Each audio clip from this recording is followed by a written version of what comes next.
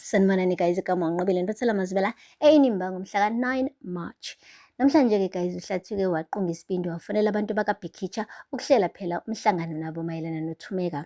Uthole uLukhanya wamtshela ukuthi hhayi kuzomele ngike ngithethe nomndeni Ndivo bayavuma yini ukuba bethethe nawe.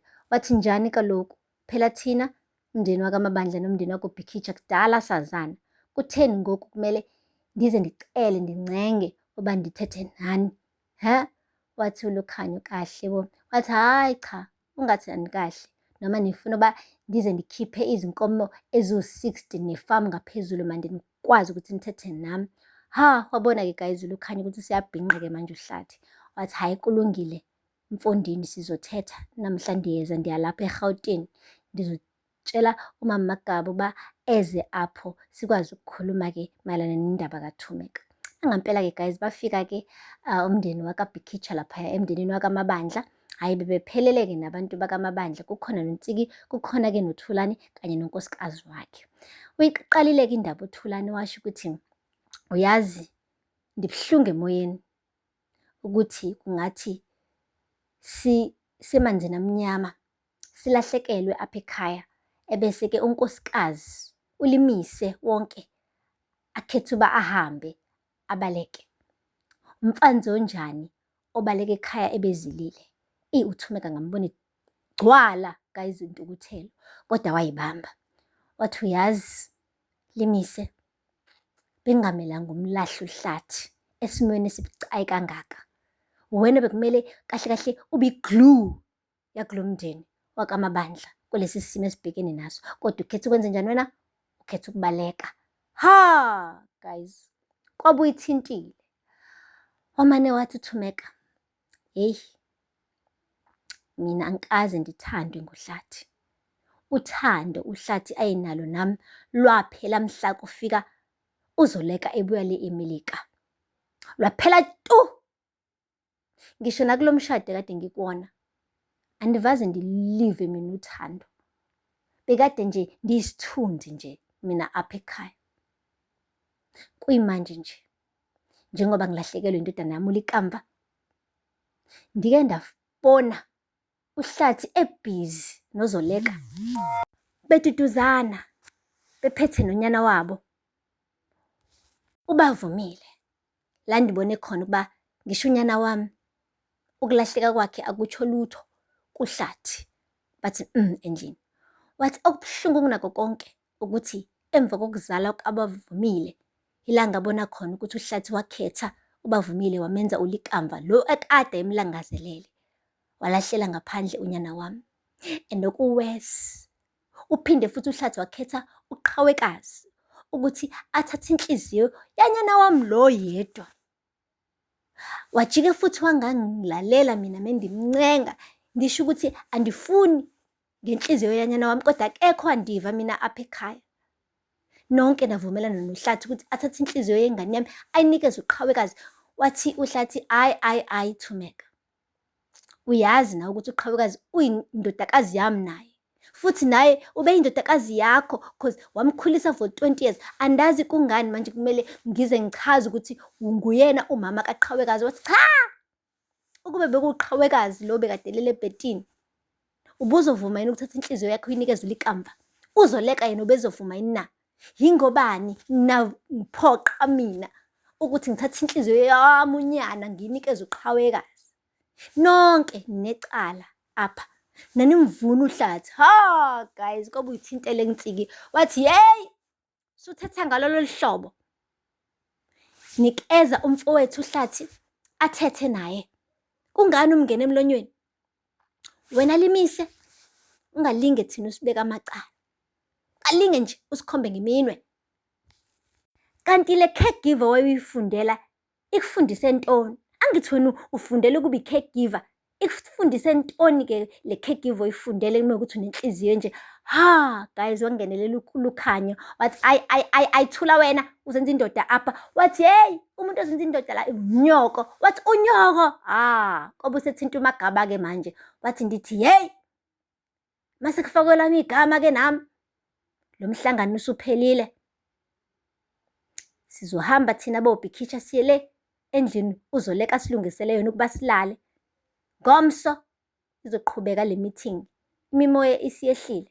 Akukho sigqibo esizosithatha namhla, akukho sigqibo esizosithatha kungoku, ngoba hhayi impela imimoya iphakeme kakhulu ngoku. Hhayi-ke guys, yaphela kanjalo i-meeting. Kushubile uThumeka ekhala iy'nyembezi, ebhodla emswanini guys, eveza amanxeba ewandlala phezu kwetafula wonke awathole lapha emndenini wakaMabandla. Yeyi, uluthwalile usizi loya muntu wesifazane. Washo kahle ukuthi akukhona noyedwa umuntu wesifazane ongavuma ukuhlala emshadweni omhlukumeze kangaka. Hhayi-ke uHlathi naye-ke uzamile ukuzithethelela, kodwa-ke guys mase sikhuluma iqiniso, hhayi nawe uHlathi ubhatshazile. Guys, akupheli-ke lapho. uMr and Mrs Ngcukane babuyelile emsebenzini eKhosela Tech. Kanti-ke kukhona nomuntu omusha ofuna phela ukufunda ama-ropes akhona, igama lakhe-ke u-Azande.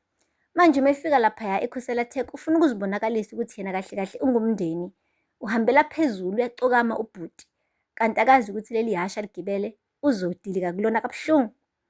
UZoleka ubelokhu eshilo ukuthi lo mfana akakulungele ukuthi aphathe iNgcukana Industries. Kodwa-ke ubaba omncane wakhe uLazarus ubelokhu esho ukuthi ayi cha, utata uzomtrainer for the whole year. I'm sure after a year uzobe esi-right esekwazi ukuyirana. Eqhubeka uZoleka athi ndithi ngisho unyaka owodwa uzobe ungekho enough ukuthi lo mfana arane iNgcukana Industries. Wayiphruva yonke leyo nto uZoleka, wamthesta umfana. Wathi awungitshela, mengase nje manje kuthiwa ngomso nikezwe ithuba lokuthi urane ikampani enkulu, what would you do? With good confidence. Phela umntana ngithi uhamba wofunda eMelika. Wathi no, into engayenza nje nga-restructure yonke into, ngikhiphe yonke into e-useless enkampanini, ngishiye nje e-useful yodwa. Wathi bese ngenza sure ukuthi-ke wonke umuntu yazi ukuthi mina i-boss, khale sami isicathulo. Wathi oh, ngokusho njalo kusho ukuthi-ke bonke abantu kumele bekusabe. Uyazi ukuthi i-fear akusiyona into ebalulekile kwi-leadership, because uma abantu bekusaba lokho kusho ukuthi-ke kuzohamba le nkampani igcine isiqheka phansi. Wathi usho ukuthini? Usho ukuthi angibathande? Wathi no, angishongo njalo, angishongo ukuthi iba like umngani wabo, kodwa bakhombise ukuthi uyabathanda, bengarelaya kuwena. Wathi okay. Wathi kodwa okusalayo uyazi nawe ukuthi ama-leaderships abafani abantu aba-lead ngendlela efanayo. Wathi phezu kunjalo, kodwa ngiyakubona ukuthi mina sekuthiwa manje sekunikeza inkampani enkulu, ngiyaqala ngiyacabanga, ngiyayiphendula ukuthi ngabe uzokwazi yini ukuthi uyilide yini noma cha. Wathi hahaha, ehlekisa ubala ubhuti. Wathi yeah, we should do this again, huh? It was fun. This debate was very, very fun. Wathi yeah, we will. Washiphuma-ke uAzanda washiya uZoleka benoLazarus guys bebukana bobawu-2. Lazarus was very curious, eyibuza ukuthi ngampela uZoleka wayenza yonke lento le ku-Azande. Kanti he, ugirl ufihle induku emqubeni, kunento aphezu kwayo. Bathe sebebe bobabili-ke washo ukuthi yazini Laz, ngine-plan la. Phela wena kahle kahle uyisungulile iKhosela Tech from scratch and buka namanje samile and imile strong. Okusho khona ukuthi you are the one who deserve to actually run iNgcukana Industries. But why are you interested kwi-Ngcukana Industries? Because thina sine-Khosela Tech. But no, sengisho khona ukuthi Azande is not fit to run it. Why do you care? It's not our company. Wathi lalela, we are talking about i-legacy thina la. Asikhulumi nje ngokuthi ubani olidayo. So why vele singamane siwahlanganise lamankampani lawa, sithi Khosela Tech plus Ngcukana Industries, simane siwahlanganise abe inkampani eyodwa. Hhayi-ke guys, wamane wadla amathambo engqondo-ke uLazarus. And sonke siyazi-ke ukuthi-ke indoda iyinhloko, unkosikazi umqala, which means uyena uzobe controller vele all the movement of the companies uZoleka. Umethi kuLazarus lalela siyawahlanganisa lamankampani uzothi yebo, cause umqala ucontrola yonke into guys. Hayi-ke angenamanzi endlini-ke ku-Azande noma wakhe-ke uNomfundiso-ke. Ziyakhala-ke manje, kaziyoza la Nkomoni mase-ke sebezwa ngale ndaba lezi ezibuhlungu kangaka ukuthi-ke inkampani le abayitshela ukuthi-ke bazoyibusa izophinda futhi iwele ezandleni zikaLazarus kanye noZoleka. Aphela lapho-ke amazwibela namhlanje. Ningakhohlwa subscribe, ni-like, ni-comment. Until next time, bye.